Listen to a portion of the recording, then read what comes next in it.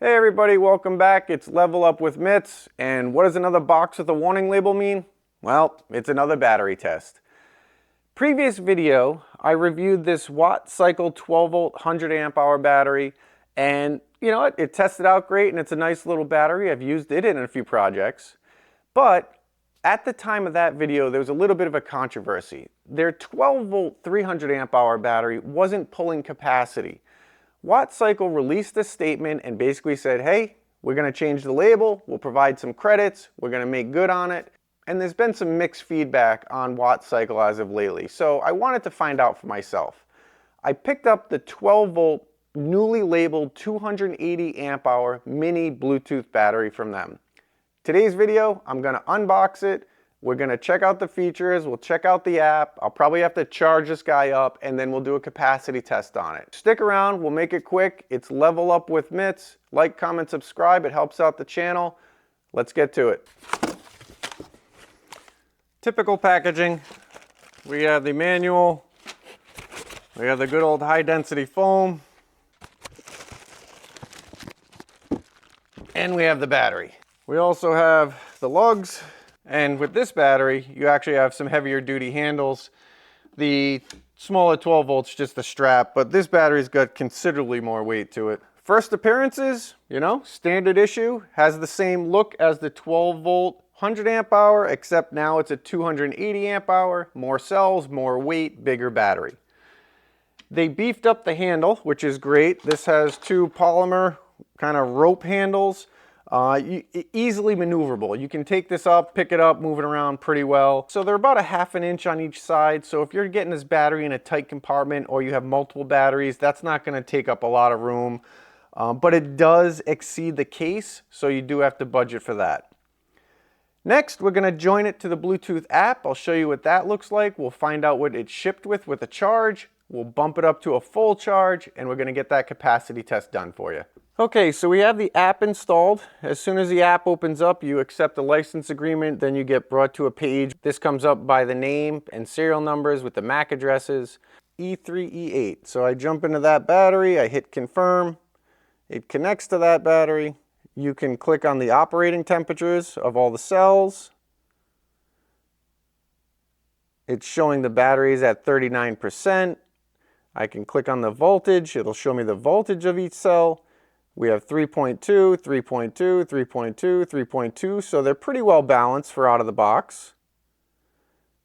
Close that out. I can then go down to the amps. I'm obviously not drawing anything, and the watts, so no issues there.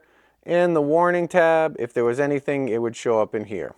So pretty clean app. It shows just enough. We're at 39%. The next thing is to get this on the charger, get it all the way up to 100%, and let's get this on the capacity tester, let it run, and we'll come back with the results. So we got the charger out. This is one of the ones I grabbed. It's a standard issue kind of bench charger. It actually has a 20 amp charging capability. So I'm going to kick off the app again.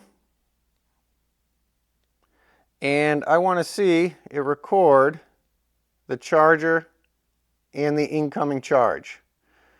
So we have the app up. We have the positive connected. The charger is on. We are connecting the negative. The charger kicks on. It looks like it's starting to pull. And if we match that up with the app, you can actually see now charging, time to full. It looks like it's picking up on the amperage, 35 hours. It's dropping, 32 hours. The volts, 13.2. The amps, 10.4, 11.3. So it's increasing to that 20 amp charge. And we have about 170, 190 watts coming in. So we'll let the charger do its thing, and I'll come back when this guy's fully charged. We're just about done. We're teetering between 99 and 100% for full charge. So we're just gonna let this top off for a few more minutes. And once this sits at 100% complete, we're gonna change over and get the capacity tester set up. Just topped out at 100% charge. It's been sitting idle for a little bit. Now it's time to install the capacity tester and let that run.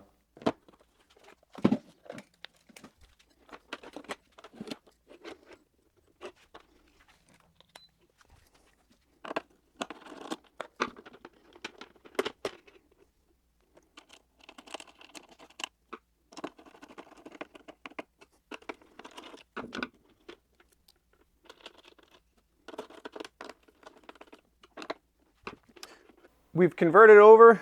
We have the capacity tester set up. I have it running at 142 watts. And what's really nice is on the actual app itself, you can see that we're 100%, and just down below it's showing pulling 142, and it has an estimated time of discharge of 41 hours. So I guess it's time to wait and see. We're just going to let this run, and at the end we'll match up the amp hours on the label and the amp hours on the capacity tester. Well, the capacity test is finally done. After 23 hours and 51 minutes, you're never going to guess what this battery did. It ended up pulling 306.51 amp hours. So my mind is blown. The original battery was a 12 volt 300 amp hour that was not pulling capacity. So they released the 280 amp hour battery, relabeled everything, and sent this one out. This battery is pulling 306 amp hours. That's 26 more amp hours that you're getting than what is labeled and what you're paying for. I'll tell you what, WattCycle, check them out. It'll be linked in the description below. The batteries, well, they're doing their job, plus more. Thanks for watching. Level up with Mitz. Like, comment, and subscribe. It helps out the channel. We'll see you in the next video.